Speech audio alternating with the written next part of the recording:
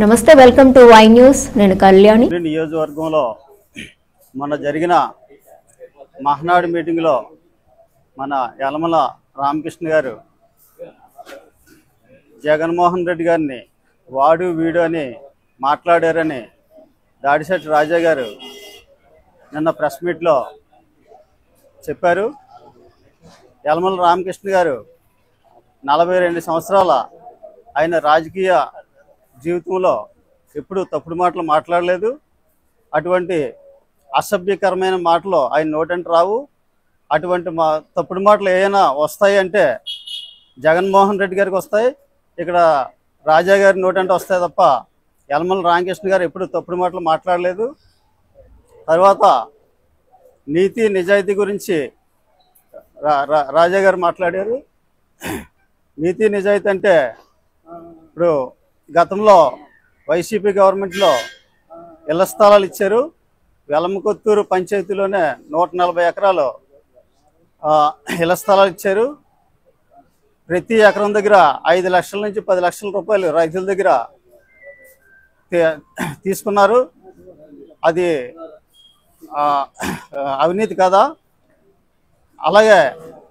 అలాగే ఒక వెలంకొత్తూరు పంచాయతీలోనే 7 కోట్ల రూపాయల వరకు ఆ సైట్లోనే అవినీతి జరిగింది. అలాగే నియోజకవర్గం మొత్తం మీద ఎన్ని కోట్లు తీసుకొని ఉంటారో మీరే ఆలోచించుకోవాలి.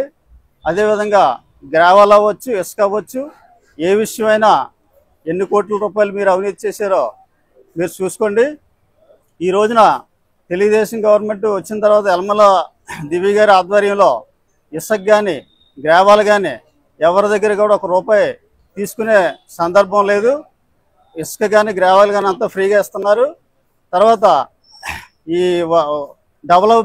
డెవలప్మెంట్ విషయంలో గవర్నమెంట్ నుంచి 130 కోట్ల రూపాయలు తెచ్చి ప్రతి విలేజ్లో గ్రౌండ్ లెవెల్లో ఉన్న కార్యకర్తలకు ఇచ్చి నాకు 1 రూపాయి వద్దు, ఈ కాన్స్టిట్యున్సీలో కింద లెవెల్లో కింద స్థాయి నాయకులందరూ మీరందరూ డెవలప్ అవ్వాలని చెప్పి ప్రతి విలేజ్లో కింద స్థాయి నాయకులకి ఇవ్వడం జరిగింది. కింద స్థాయి నాయకులందరూ కూడా ఆ వర్కులు చేసుకొని 10 రూపాయలు సంపాదించుకుంటున్నారు. అలాంటి వ్యక్తిని మీరు మాట్లాడే అధికారం మీకు లేదు. తర్వాత మద్యం గురించి మాట్లాడారు.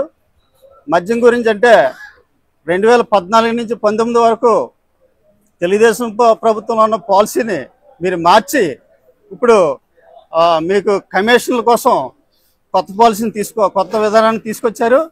అటువంటి కొత్త విధానంలో మీరు కమిషన్లు ఎక్కువ వస్తాయని చెప్పి గతంలో డిజిటల్ ప్రాజెక్టులో అప్పుడు ట్రాన్స్లేషన్ జరిగేది, దాన్ని ఏమో క్యాష్ పద్ధతిలో మీరు మార్చుకొని జనాలకు తెలియకుండా ఇప్పుడు 30-40 రూపాయలన్నీ అమ్మే ఖరీదైన మధ్య చీప్ క్వాలిటీ బాటిల్ని తయారు చేసి దాన్ని 200 రూపాయలు మీరు అమ్మారు. మిగతా 180-70 రూపాయలు అందులో సగం కమిషన్ మీకు వస్తుందని చెప్పి మీరు తప్పుడు విధానాల్లో తీసుకొచ్చి దాన్ని మద్యం తప్పుడు రకం మద్యం తయారు చేశారు.